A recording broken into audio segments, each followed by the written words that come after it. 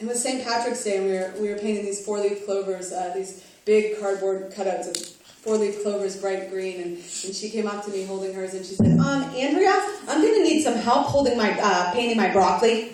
That was awesome. Anyway, countless of wonderful things that they say. And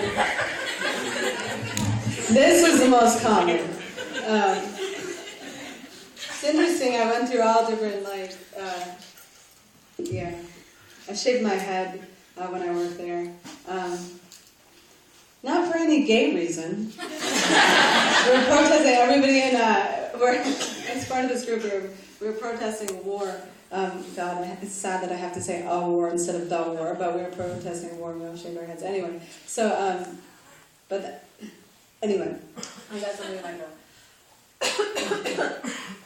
So anyway, I had a shaved head for part of it, and for the rest of the time I just looked like this, which was bad enough.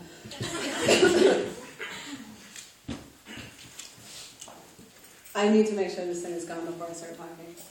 Every show lately, there's a creature that crawls into my throat and decides to live there. Wait, I'll take this.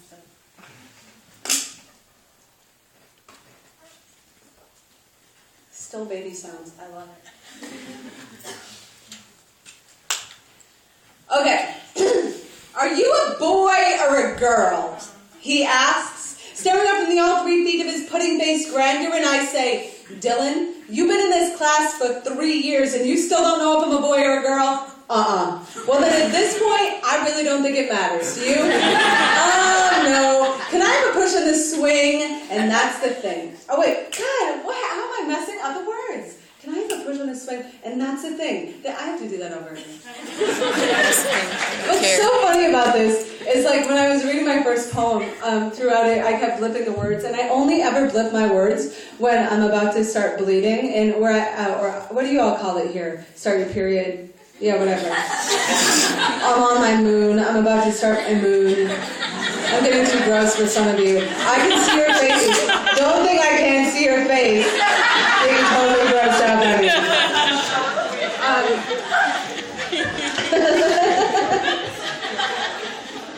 Anyway, so whenever I'm about to start bleeding, I mess up my lines. And I'm like, wait, but I'm not about to start bleeding, so what is it? Anyway, maybe somebody in the room is about to start bleeding and they're fucking up my lines.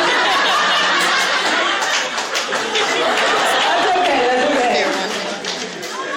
It's worth it.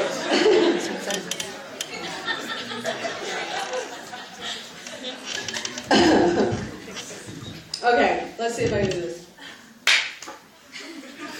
I just hope somebody's getting this all on video. I'm totally kidding. I'm kidding. Are you a boy or a girl? He asked, staring up at me all 3 feet of his pudding-faced grandeur, and I say, Dylan. He's the poop one. Dylan, you've been in class for 3 years, and you still don't know if I'm a boy or a girl? No. Wait, how am I?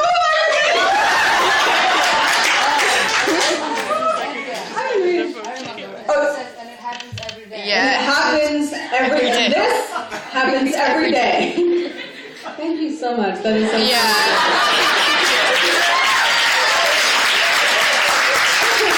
I owe you a CD or something afterwards. A tidal wave. Of kindergarten curiosity. Thank you, God. I did it. You didn't even have to bring me all the way here from Colorado.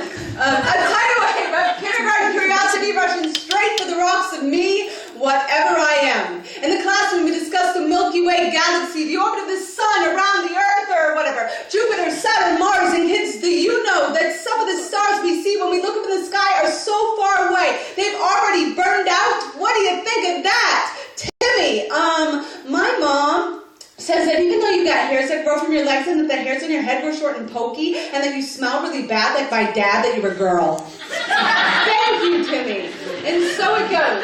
On the playground, she peers up from behind her pink powder puff sunglasses and asks, do you have a boyfriend? And I say no, and she says, oh.